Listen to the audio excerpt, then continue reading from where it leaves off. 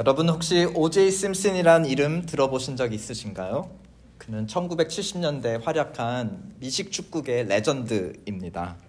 당시 매우 드물게 흑인 남자로서 백인 여자와 결혼하면서 마치 인종화합의 상징, 아이콘으로 떠오른 사람이었어요.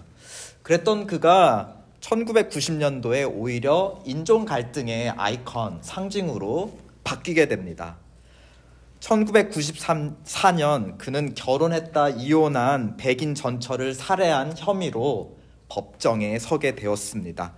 빠져나오기 힘든 증거가 너무 뚜렷하고 너무 많았어요.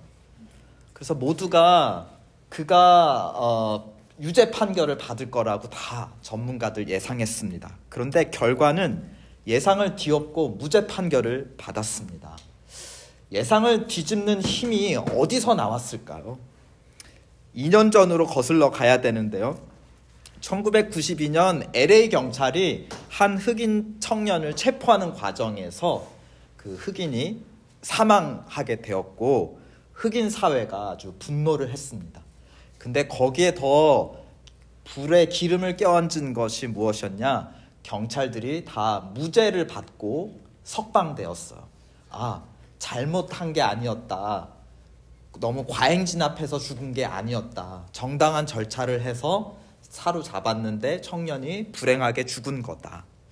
그러자 LA의 흑인들이 더 분노해서 무슨 사건이 일어났죠? LA 폭동이 일어나게 되었고 많은 한인들이 그때 피해를 입게 되었어요. 그리고 나서 2년 뒤에 O.J. 심슨의 재판이 열렸던 것이었습니다. 앞서서 흑인 사망과 관련 있는 백인을 무죄로 풀어주었으니 이번에는 백인 사망과 관련되어 있는 흑인을 어떻게 하자? 풀어주자. 그래서 서로 원만하게 합의를 하자. 인종 갈등을 해결하자라고 하는 사회적 합의가 있었던 것이었습니다. 올해 지난달 4월에 O.J. 심슨은 세상을 떠났는데요. 다시 한번 그가 범인이었다 아니었다라는 그 이슈가 뜨겁게 인터넷을 달궜습니다. 옛날 재판 당시에는 흑인의 30%만이 그가 범인이다라고 마음에 생각을 갖고 있었어요. 그는 범인이 아니다라는 생각이 훨씬 더 많았죠. 그런데 사건이 지나고 나서 시간이 많이 지나고 나서 지금 70% 이상의 60% 이상의 흑인들이 그가 범인이라고 생각을 하고 있대요. 그러니까 당시에는 인종 갈등 때문에 무조건 옹호를 했다가 이제 그 사건이 지나고 나니까 그 사람이 범인이었겠지라는 마음이 흑인들 사이에서 더 커졌다는 거예요.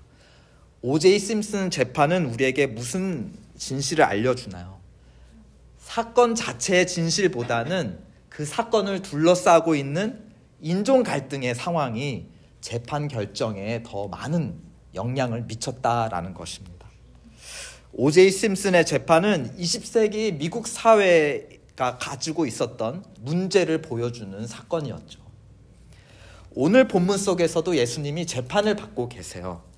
그런데 이 예수님의 재판은 온 인류의 문제를 우리에게 보여주는 바로 역사적인 재판인 것입니다. 유대인 지도자들이 빌라도라는 사람 앞에 예수를 끌고 왔습니다.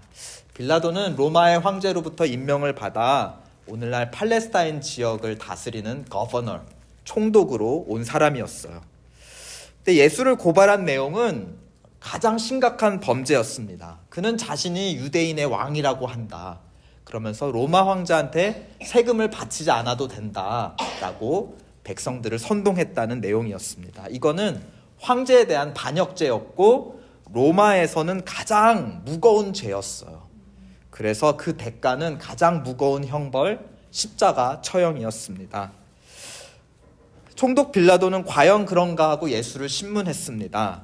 그는 그동안 많은 반역자들을 만나왔고 신문을 해왔어요. 최근에는 바라바라고 하는 반역자도 신문을 했고 이 사람 십자가 처형 당해야 된다라고 감옥에 넣기도 하였습니다. 그런데 예수를 만나보니까 이 사람은 내가 만나봤던 지금까지 반역자하고는 너무 다른 거예요.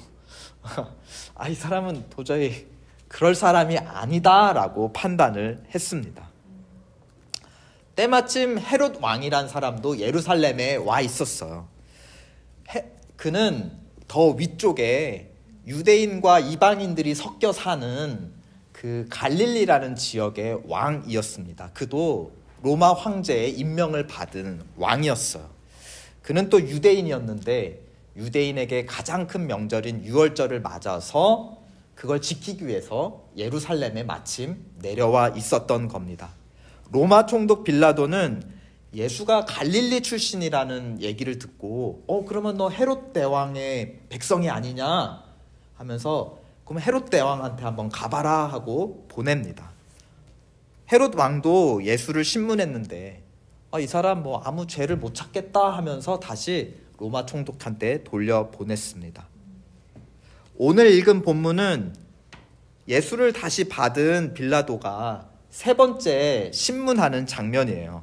그래서 앞서 자기가 첫 번째, 헤롯 왕이 두 번째 했던 과정을 복기를 합니다.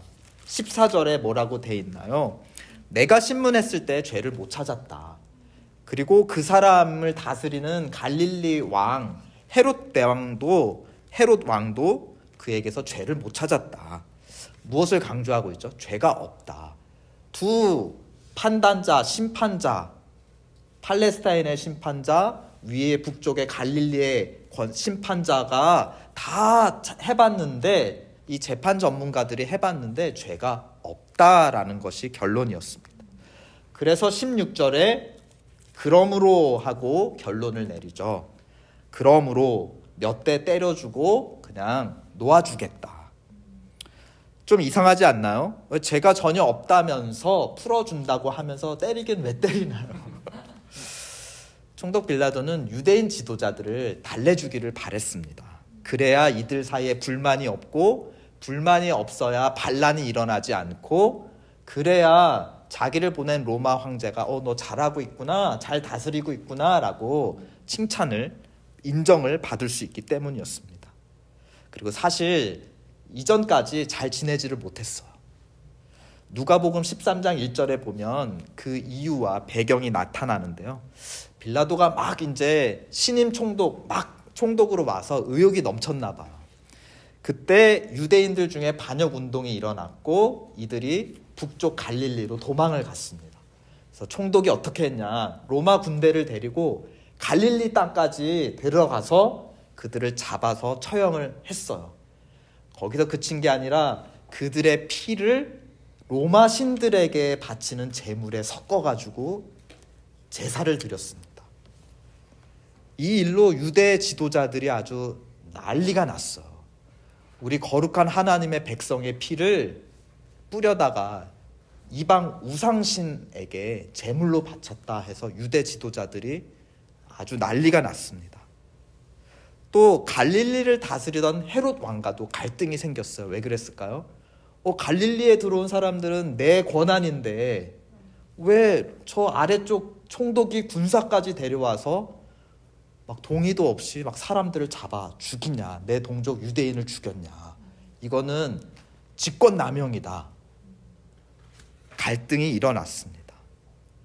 그래서 이번 기회에 빌라도는 갈릴리 출신 예수를 기회 삼아서 헤롯 왕과 관계를 회복하고 싶었던 거예요. 여기 당신 땅에서 온 사람이 있는데 한번 신문해 보시겠어요? 제가 보기에는 죄가 없는 사람인 것 같은데 왕의 백성이니까 왕이 판결하세요 라고 이번에는 양보를 한 거예요.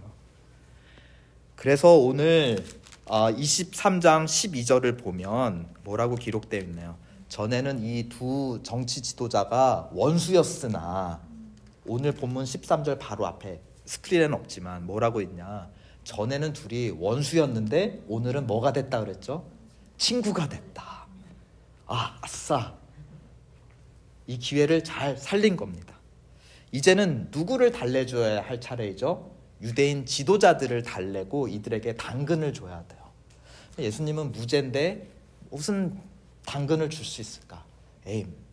보는 앞에서 매라도 몇 대 때려가지고 분노를 가라앉혀서 돌려보내자 했던 것입니다. 매우 그럴듯하죠. 그런데 이 퍼즐 조각까지 착착 들어맞을 것 같은 빌라도의 계획이 유대인 지도자들 때문에 어긋나기 시작합니다. 18절에 뭐라고 돼 있죠? 그 얘기를 듣고 유대인 지도자들과 무리들이 합세해 일제히 소리를 질렀다. 예수 대신 바라바를 놓아달라라고 소리 질렀습니다. 19절에 바라바는 누구인가요? 그야말로 명백한 반역자였어요. 그에 반해 예수는 명백히 죄가 없었고 게다가 갈릴리 사람이었기 때문에 또 갈릴리를 다스리는 헤롯 왕이 죄가 없다고 했기 때문에 이 사람을 못 박으면 안 돼요. 그럼 헤롯 왕하고 또 갈등이 시작이 되는 겁니다. 그래서 20절에 빌라도가 다시 어떻게 합니까? 예수는 놓아주자. 그냥 몇 대 때리고 놓아주자라고 설득합니다. 그러나 21절에 유대인 무리는 더 강하게 요구합니다. 구체적으로 십자가에 못 박으라라고 소리를 지릅니다. 마지막으로 22절 빌라도가 세 번째 같은 말로 이 사람은 무죄다. 지금 막 마음이 타들어가는 거죠. 지금 이 밥이 다 됐는데 이 사람들이 죄를 뿌리려고 하네. 야, 정신 차려. 무죄라니까. 그러자 유대인들이 더 큰 소리로 주장했고 그 끝에 뭐라고 돼 있습니까? 그들의 소리가 이긴지라. 25절은 이 재판의 모순을 다시 한번 강조합니다. 십자가의 처형을 받았어야 할 빌라도는 오히려 살게 되고 무죄로 살았어야 할 예수는 오히려 십자가에 달리게 되는 어떤 사건이 일어난 거죠? 진실이 뒤바뀌었다 하는 것을 누가는 매우 강조하고 있습니다. 뒤바뀌었다. 제가 챗 GPT라고 하는 AI한테 물어봤습니다. 재판이 시작됐을 때 O.J. 심슨이 무죄 판결 받으리라는 예상은 얼마나 높았나요? 라고 물어봤어요. 그러자 챗 GPT가 이렇게 대답했습니다.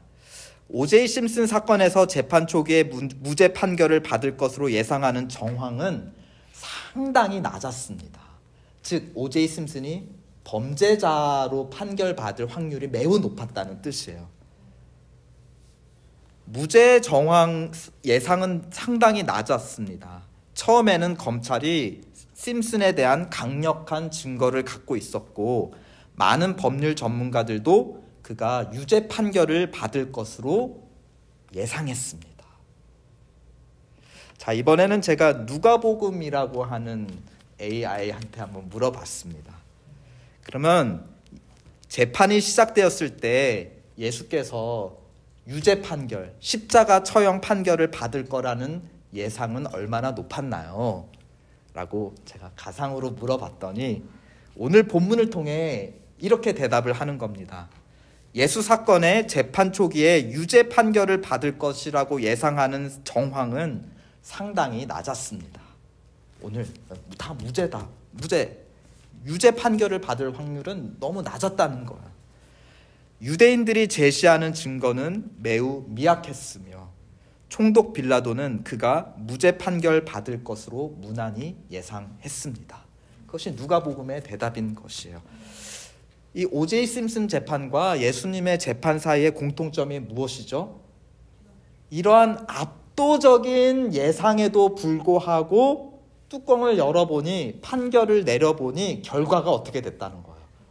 완전히 뒤집혔다. 유죄를 받을 것 같은 O.J. 심슨은 무죄가 됐고 무죄를 받을 것 같은 예수님은 유죄가 되어서 십자가에 박혔다. 두 사람의 운명은 달랐지만 공통점은 뭐예요? 높은 예상과 다르게 결과가 뒤바뀌었다. 뒤집혔다라는 것입니다. 그만큼 큰 거대한 힘이 작용했다는 거예요. 거대한 압력이 작용했다는 거예요. 법조계의 정의보다 더 큰 힘이 들어와서 이것을 뒤집었다라는 겁니다. 그 힘에 대해 25절은 무엇이라고 마지막에 기록하고 있나요? 그들의 뜻대로 하게 하니라. 유대인의 뜻이 너무 강해서 이 사건의 결과가 뒤바뀌었다라는 것입니다. 로마 총독이 유대인들을 다스리라고 거기 있는 건데 유대인들이 로마 총독을 움직였고 로마 총독의 마음이 바뀌자 로마 군대가 움직여서 예수를 처형했다라는 것입니다. 이 예수의 재판에서 유대인과 로마인이 서로 원수였다가 이 재판에서는 뭐가 된 거예요? 친구가 되고 한 뜻이 되었습니다. 그 결과 십자가에 달려 죽을 자가 바라바에서 예수로 뒤바뀌게 되었습니다. 이것은 유대인과 로마인이 한 뜻이 되어서 예수를 죽였다. 무죄한 자를 유죄로 죽였다. 이것은 온 인류의 모습을 우리에게 보여주는 사건입니다. 진실을 모르는 게 아니에요. 다만 어떻게 하죠? 진실을 뒤바꾸는 것입니다. 왜곡하는 모습인 것입니다. 로마서 1장은 이것을 콕 집어서 하나님을 싫어하는 마음이라 하였습니다. 로마서 2장에는 그 결과로 어떻게 행동하냐, 하나님께 마땅히 바칠 찬양과 영광을 다른 피조물들에게, 해와 달과 별 같은 피조물에게 우리의 신이다 하고 바꾸어서 찬양을 한다라는 것입니다. 하나님과의 관계가 바뀌자 사람들과의 관계도 바뀐다고 하였습니다. 이성 배우자에게 바칠 사랑을 동성 친구에게 바꾸어서 바친다라고 고발하고 있습니다. 마지막으로 이 같은 일을 행하는 사람들은 죄를 짓는 것임을 양심이 알고 있으면서도 자기들이 옳다고 스스로 인정할 뿐만이 아니라 같은 일을 하는 사람들도 옳다라고 하면서 무엇을 형성하는 거예요? 이 유대인들과 같이 무리로 져서 세력을 형성하고 목소리를 내어서 하나님께서 정하신 질서와 기준과 이 정의를 어떻게 하는 거예요? 뒤바꾼다라는 것입니다. 그들의 뜻대로. 지난 본문에서 예수께서 자기들을 잡으러 온 유대인 지도자들을 가리켜 뭐라고 하셨는지 기억이 나시죠? 어둠의 권세로다. 여기서 어둠의 권세는 바로 사단을 의미합니다. 사단이 제자 유다에게 들어갔고 유다가 예수를 제사장들, 유대인 지도자들에게 팔아 넘겼고 그렇게 시작되어서 그들의 뜻대로, 사단의 뜻대로 하나님이 정하신 진실을 뒤바꾸며 재판의 결과를 바꾸었다라는 것입니다. 사단이야말로 하나님께 반역하는 자들의 우두머리이고 이 사단의 권세 아래 지금 유대인과 로마인, 온 세계 사람들을 상징하는 거죠. 이들이 다 그 반역에 가담했다. 로마식으로 말하면 하나님께 최고의 통치자에게 반역한 것이므로 무슨 처형이 가장 합당하다는 겁니까? 다 십자가에 처형당하기에 마땅한 자들이 우리 사람들이라는 것입니다. 예수 재판에서 십자가 처형 받을 자들은 예수가 아닌 원래는 바라바였습니다. 예수가 아닌 바로 하나님께 반역하는, 하나님을 마음에 두기 싫어하고 세력을 형성해서 그 진리를 뒤바꾸는 바로 우리들이야말로 십자가에 달려 마땅한 자들이었습니다. 그런데 하나님 또한 이 심판의 결과를 바꾸시기 시작하셨습니다. 사람이 바꾼 결과를 통해 하나님은 우리가 받아야 될 십자가 심판과 저주의 결과를 또 다시 한번 바꾸기 시작하셨습니다. 같은 저자가 사도행전을 썼잖아요. 이 같은 사건에 대해서 사도행전 2장 23절에 대해서 이렇게 설명을 합니다. 나중에 오늘은 유대인의 뜻대로 그렇게 했다라고 한 요 장면을 가지고 사도행전 2장 23절에서는 즉 예수께서 하나님께서 정하신 뜻과 미리 아신 대로 내어주신 바 되었다. 그러니까 요 재판만 봐서는 누구의 뜻대로 예수가 십자가에 내어준 것이에요. 유대인들의 뜻과 거기에 동조한 로마인들, 유대인과 이방인, 온 세상 사람들로 말미암아 예수님이 십자가에 내어주신 것 같았다. 그런데 더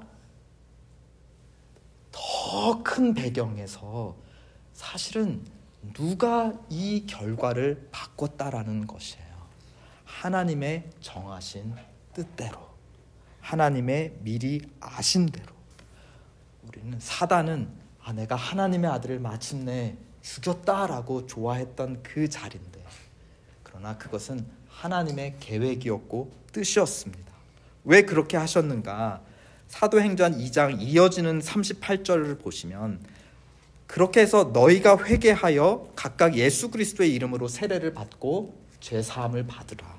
그리하면 성령의 선물을 받으리라. 죄 없는 하나님의 아들께서 죄인의 자리에 십자가에 달리시고, 그 반대로 십자가에 달려야 될 우리가 예수 그리스도로 말미암아 죄사함 받고 놓이게 되어 오히려 생명을 받게 되었다. 성령을 받아 하나님의 자녀로 바뀌게 되었다. 예수 재판에서 드러난 우리의 모습은 하나님의 아들을 처형하는 반역자의 무리였습니다. 그러나 다 같은 사건에서 드러난 하나님의 모습은 그런 원수들까지 사랑하시고 자녀 삼으시는 아버지의 모습이었던 것입니다. 십자가에서 우리는 정말 제일 흉악한 우리의 모습이 드러났고, 같은 십자가에서 하나님은 그런 죄인들조차 사랑하셔서 아들의 십자가 제사로 이들의 죄를 사하시고 성령까지 주셔 오히려 원수를 자녀 삼으시려 했던 것입니다. 우리는 우리의 가장 흉악한 밑바닥의 모습이 여기에서 드러났고, 반대로 하나님의 최고의 사랑, 최고의 선하신 모습이, 하나님의 모습이 또 십자가를 통해 드러났다라는 것입니다. 우리가 아직 죄인 되었을 때, 우리가 최악의 죄를 범했을 때 그리스도께서 우리를 위해 죽으심으로 하나님께서 우리에게 대한 자기의 사랑을 확증하셨다. 우리가 가장 밑바닥에 내려갔을 때 하나님은 가장 최고의 사랑을 드러내셨다. 저는 어렸을 때 테니스를 배웠는데요, 처음에 테니스 배우는 게 너무 재밌을 때는 상대방 같이 칠 사람이 없어도 시간 나면 혼자 가서 벽치기 연습하면서 테니스를 쳤습니다. 벽에 공을 치면 알아서 돌아오니까 내가 또 칠 수 있고, 그 정도로 테니스 배우는 걸 재밌어 했습니다. 그때 느끼고 배운 게 있습니다. 뭘까요? 공을 내가 세게 치면 칠수록 어떻게 되죠? 더 세게 공이 돌아옵니다. 그래서 누가 이기나 하고서는 아무리 내가 최선을 다해 세게 쳐도 결국은 누가 이길까요? 벽이 이깁니다. 움직이지 않는 십자가에서 드러나는 하나님의 사랑이 우리의 죄성을 이기고 굴복시킨다는 겁니다. 상대 투수가 최고의 강속구를 던지면 던질수록 그것을 정확하게 맞추면 어떻게 되죠? 말루 홈런이 되는 것입니다. 사단의 권세가 강하면 갈수록 그 힘을 이용해서 우리의 구원을 이루시는 하나님의 사랑이 더 강하게 승리했다라는 것입니다. 하나님은 우리의 최악마저도 사용하셔서 우리를 위한 당신의 최선을 이루셨어요. 우리를 어둠에서 빛으로, 사단의 권세에서 하나님의 나라로 소속을 바꾸셨고, 반역자의 신분에서 하나님의 자녀로 신분을 바꾸어 주셨습니다. 하나님은 우리의 최악마저 사용하셔서 당신의 최선을 이루시는 줄 믿으시기 바랍니다. 이것은 우리에게 무슨 소망의 메시지를 줍니까? 우리 인생에서 내가 최악을 맞이한 것 같다. 그런 상황에서조차 우리는 바라볼 수 있는 아버지가 있다는 거예요. 소망이 있다는 겁니다. 누구이신가요? 우리의 최악의 순간 최고의 선을 베푸신 바로 하나님이야말로 우리의 믿음의 대상이고 소망의 대상입니다. 언제나 이 순간이 최악인 것 같죠? 그때는 이 순간이 최악이라고 생각했는데 이제 보니까 그때 아무것도 아니었어. 지금이 최악인 것 같아. 그러나 그 순간조차 하나님은 최고의 선을 베풀어 주실 줄 믿으시기 바랍니다. 하나님은 우리의 최악마저 사용하셔서 당신의 최선을 이루십니다. 그렇다면 우리 계속 일부러 최악을 해야겠어요? 아니죠. 우리가 아무리 최악이어도 하나님이 최선을 이루신다면, 우리가 최선을 다한다면 하나님의 아름다움은 얼마나 더 크게 드러날까요? 하나님은 얼마나 더 큰 영광과 기쁨을 받으시게 될까요? 아멘. 아멘. 우리 같이 찬송합시다.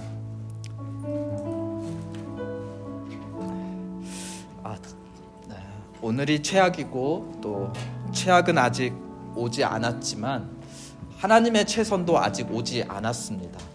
우리의 썩을 몸을 영광된 부활의 몸으로 일으키실 하나님 최고의 선은 아직 기다리고 있습니다.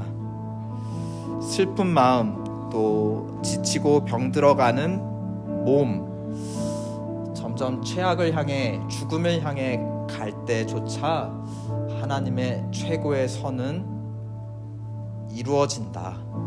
이 믿음으로 우리 예수 그리스도 함께 부릅시다. 외쳐 부릅시다.